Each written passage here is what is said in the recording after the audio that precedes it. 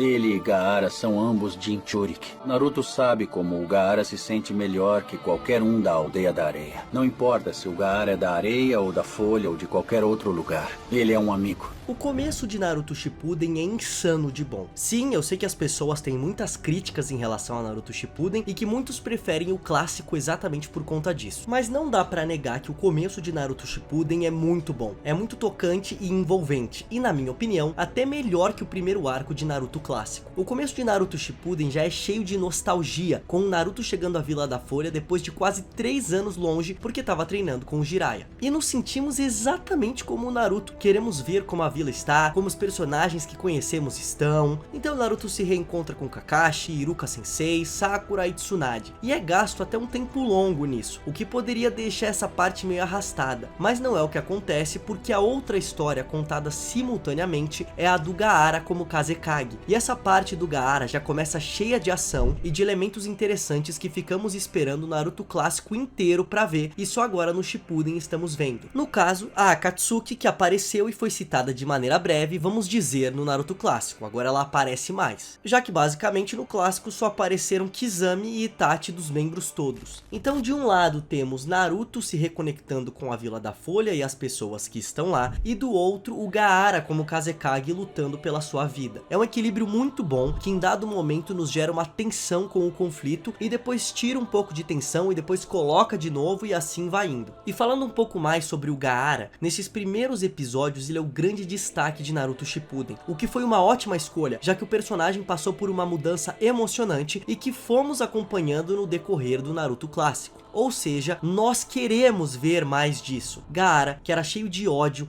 que acreditava que o ódio e a solidão o levariam a se tornar cada vez mais forte, vai mudando sua crença após conhecer Naruto. Ele percebe que pode compartilhar sentimentos e momentos, mesmo os de dor e sofrimento, com as outras pessoas. Ter pessoas que ele ama e se importa para proteger é o que vai deixá-lo mais forte. Em suma, Gaara achou um novo propósito, e claro, foi esse propósito que o levou a se tornar Kazekage. A mudança do Gaara é poderosa, é linda e, como dito por ele mesmo, tem Naruto como catalisador principal. E é interessante também que o anime mostra que o Gaara ainda está se adaptando ali, tanto que é mostrado para nós que ainda tem alguns habitantes que são contra ele ser o Kazekage, pelo fato dele ser um Jinchurik. Exatamente por isso, lá no final do arco, quando o Gaara acorda e vê tantas pessoas em volta preocupadas com ele e felizes que ele tá vivo, ele fica bastante surpreso. Nesse momento de Naruto, todo mundo gosta do Gaara. Afinal, quem não gosta de ver um personagem de shonen que era cheio de ódio e percebe que esse não era o melhor caminho? Foi uma escolha segura? Foi, não teve risco, mas não tem problema, funcionou com bastante impacto da mesma forma. Então, os membros da Akatsuki aparecem, Deidara e Sasori. E cara, na moral, são os mais filha da puta que poderiam aparecer. O Deidara é muito desgraçado, cara. A cena que ele tá lá discutindo sobre arte, se apoiando no Gaara morto deitado, dá muita raiva. São ótimas adições esses dois, e também porque eles têm poderes muito criativos, principalmente o Sasori. Isso porque o Deidara até mostra bastante coisa nesse arco, mas principalmente na luta dele contra o Kakashi e o Naruto, ele fica mais voando do que qualquer coisa. Já o Sasori tá dentro da marionete, aí ele sai dela e aparece jovem, aí descobrimos que ele se transformou em marionete, e depois ele simplesmente invoca 100 marionetes e controla de uma vez, e ele também consegue usar o jutsu do terceiro Kazekage, que era uma marionete dele mesmo. Então realmente é bastante coisa, até porque a luta dele contra a Sakura junto com a vovó Tio é a principal do arco, né? Mas a gente vai falar disso mais pra frente. Antes, vamos falar especificamente da vovó Tio. Eu gosto muito dessa personagem. O fato dela ser mais velha agrega em tantas coisas ao longo do arco. Primeiro que ela já é bem vivida, tem muita sabedoria, muitas memórias e muita coisa pra contar. Geralmente pessoas mais velhas são mais profundas, porque lógico, elas já viveram mais, experienciaram mais da vida. E ao colocar ela como fio condutor importante desse primeiro arco, você traz mais profundidade ainda pra história. Já começando pelo motivo pelo qual ela foi junto com Naruto, Kakashi e Sakura, porque ela queria ver seu neto uma última vez e resolver as coisas. E então ela se conecta com Naruto, com as motivações dele para salvar o Gaara desesperadamente, e imediatamente nós nos conectamos mais com ela também. E é ela que conta pela primeira vez de maneira mais detalhada sobre as bestas de caudas. Ela ela diz que são 9 e que as pessoas que têm uma besta dentro de si são chamadas de Jinchuriks, e que eles sempre são desprezados e as pessoas têm medo deles, que são sozinhos e muitas vezes correm mais perigo porque pessoas mal intencionadas querem colocar as mãos no poder das bestas de caudas. E é nesse momento que ela fala sobre isso com o Kakashi. É a mais pura sensação de que estamos vendo Naruto. É aquele diálogo recheado de emoção, que aprofunda a história e que amplia a construção de mundo. E claro, tem o sacrifício final dela ao dar sua vida pela do Gaara sem hesitar. E mais uma vez, por ela ser mais velha, conhece muito do mundo ninja e inclusive desenvolveu esse jutsu de reanimação. E aí, com o último resquício de suas forças, Naruto a ajuda a salvar o Gaara. Uma cena muito emocionante e que eu ainda vou comentar um pouco mais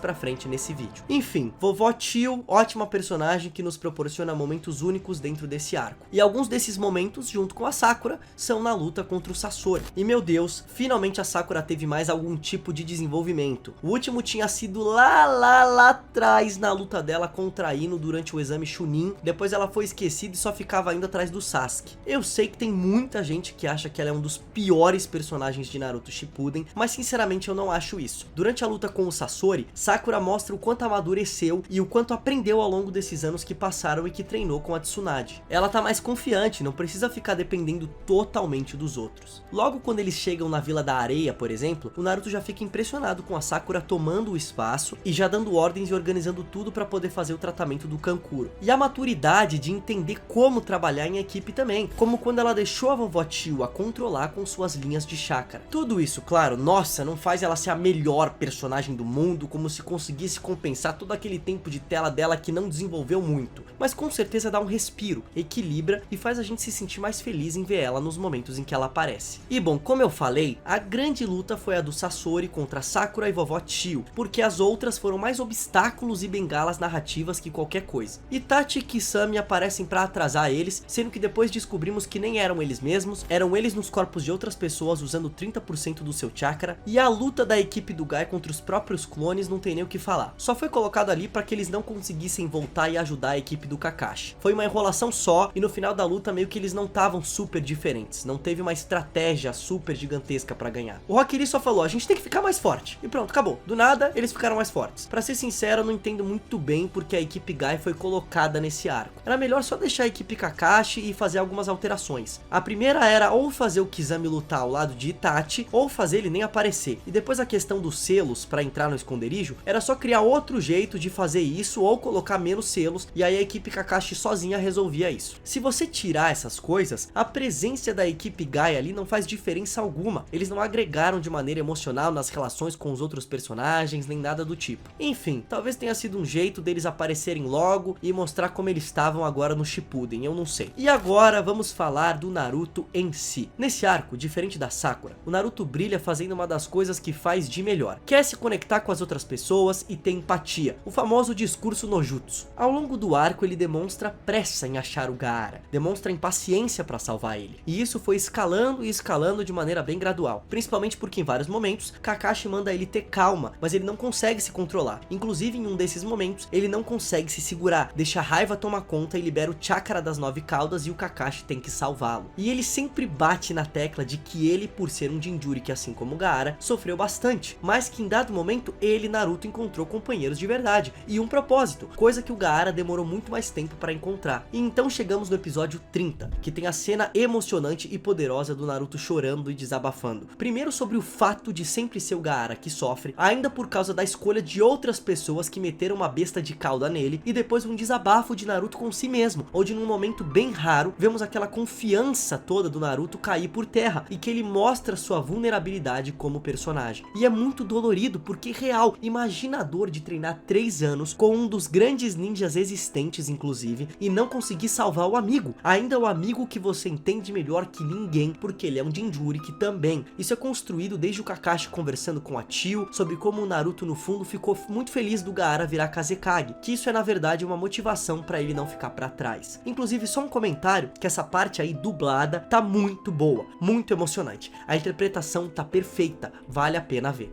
E por fim, quando o Gaara tá prestes a ser reanimado, a escolha do anime de como mostrar o Gaara acordando foi ótima. O Naruto como criança vem correndo e se encontra com o Gaara também como criança, que tá cabisbaixo e o tira da solidão. E então Gaara percebe que nunca mais estará sozinho. E aqui eu tenho que falar, cara, eu adoro One Piece, é meu anime favorito, mas se fosse One Piece, com certeza a vovó Tio ia ter sobrevivido. Mas se tratando de Naruto, ainda bem que é diferente, eu prefiro assim, tem que ter consequências. Foi uma missão muito difícil, todos estão acabados, sem chakra praticamente, e ela tá usando um jutsu que literalmente ressuscita alguém que tá morto. Tem que ter uma consequência no mesmo nível, e graças a Deus teve, que no caso foi a morte da vovó Tio. E eu digo graças a Deus, não porque eu queria que ela tivesse morrido, né, mas porque isso faz sentido e não tira a qualidade narrativa da história de Naruto. Já de cara, Naruto sendo corajoso e arcando com as consequências daquilo que coloca dentro da sua história. Muito bom mesmo. E aí o final de tudo não tem muito o que comentar. É aquele final clássico de arco de shonen, onde tudo acaba bem, todos ficam felizes e são recebidos muito bem ao voltar pra casa. E Naruto e Gaara se despedem numa cena incrível. Aí, real, é tão bom ver o Gaara sorrindo da forma que ele sorriu nessa cena final do arco. É como eu falei, todo mundo adora ver um personagem tipo o Gaara passar pela mudança que ele passou,